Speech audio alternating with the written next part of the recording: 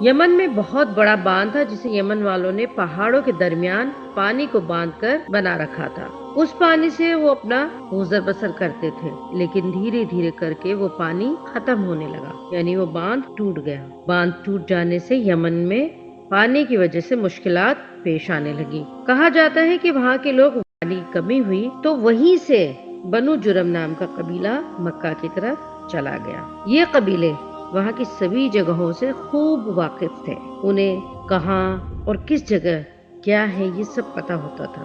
جب یہ قبیلہ مکہ کی صحرائی وادیوں سے گزر رہا تھا تو فضا میں پرندوں کو اڑتے دیکھا۔ ایسی جگہ میں پرندوں کا اڑنا کوئی عام بات نہیں، جو جگہ میں آخر پرندے کیسے منڈلا رہے ہیں پتہ لگانے کے لیے انہوں نے اپنے کچھ آدمیوں کو اس جگہ بھیجا جہاں پرندے اڑ رہے تھے۔ وہ جلد ہی اس جگہ پہنچ گئے اور کیا دیکھتے ہیں کہ وہاں ایک پانی کا چشمہ ہے اور اس کے پاس میں ایک عورت چھوٹے سے بچے کو اپنی گود میں لیے بیٹھی ہے۔